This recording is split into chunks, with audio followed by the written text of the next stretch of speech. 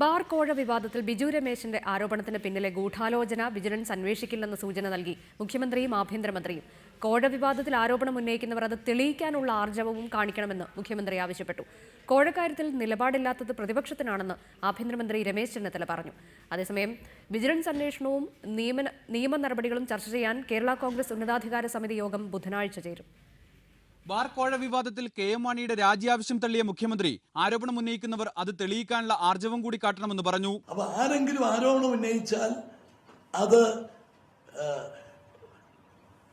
കുറ്റം ചെയ്തു എന്ന് വരുത്താൻ പറ്റുമോ? അതേസമയം ആരോപണങ്ങൾക്ക് പിന്നിലെ ഗൂഢാലോചന അന്വേഷിക്കണമെന്ന് കെ.എം. മാണിയുടെ ആവശ്യം തള്ളിയ മുഖ്യമന്ത്രി അതിന് നൽകിയ ന്യായീകരണം ഇങ്ങനെ: പ്രതിപക്ഷ നേതാവ് കൊടുത്ത കത്താണ്, കത്തിന്റെ അടിസ്ഥാനത്തിലാണ് ആഭ്യന്തരമന്ത്രി ഈ നിർദ്ദേശം കൊടുത്തിരിക്കുന്നത്.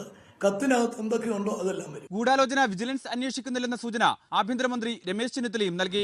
അത് ആ കത്തിന്റെ അടിസ്ഥാനത്തിൽ, കത്തിൽ പറഞ്ഞിട്ടുള്ള കാര്യങ്ങളുടെ അടിസ്ഥാനത്തിൽ തീരുമാനിക്കേണ്ട കാര്യമാണ്. അതിനകത്ത് എന്ത് അന്വേഷിക്കണം എന്നുള്ളത് ഗവൺമെന്റ് അല്ല ഇടപെടേണ്ടത്, അത് അന്വേഷണ ഏജൻസി തീരുമാനിക്കേണ്ട കാര്യമാണ്. 3 മാസത്തിനകം അന്വേഷണം നിഷ്പക്ഷമായി പൂർത്തിയാക്കും. ഇടതുമുന്നണിക്കാണ് കോഴ വിവാദത്തെക്കുറിച്ച് ഏകാഭിപ്രായം ഇല്ലാത്തതെന്നും രമേശ് ചെന്നിത്തല പറഞ്ഞു. ഈ കാര്യത്തിൽ അച്യുതാനന്ദനും പിണറായി വിജയനും തമ്മിലുള്ള അഭിപ്രായ വ്യത്യാസമാണ് ഈ പ്രസ്താവനകളിലൂടെ പുറത്തു വന്നുകൊണ്ടിരിക്കുന്നത്. ആദ്യം അവർ തമ്മിലൊരു യോജിപ്പുണ്ടാവട്ടെ, ഏത് അന്വേഷണം വേണമെന്ന്. അതേസമയം വിവാദങ്ങൾ കൊഴുക്കുന്നതിനിടെ വിഷയം ചർച്ച ചെയ്യാൻ കേരള കോൺഗ്രസ് ഉന്നതാധികാര സമിതി യോഗം വീണ്ടും ചേരും. ബുധനാഴ്ച തിരുവനന്തപുരത്ത് ചേരുന്ന യോഗത്തിൽ ഇപ്പോഴുള്ള വിജിലൻസ് അന്വേഷണം ചർച്ചയാകും. ഗൂഢാലോചന അന്വേഷിക്കണമെന്ന് ആവശ്യപ്പെട്ടിട്ടും സർക്കാർ അത് നിരസിക്കുന്നതിനുള്ള വിമർശനം യോഗത്തിൽ ഉയർന്നേക്കാം. ബിജു രമേശിനെതിരെ സ്വീകരിക്കേണ്ട നിയമ നടപടിയെക്കുറിച്ചും യോഗം ചർച്ച ചെയ്യും. റിപ്പോർട്ടർ, ദില്ലി, തിരുവനന്തപുരം.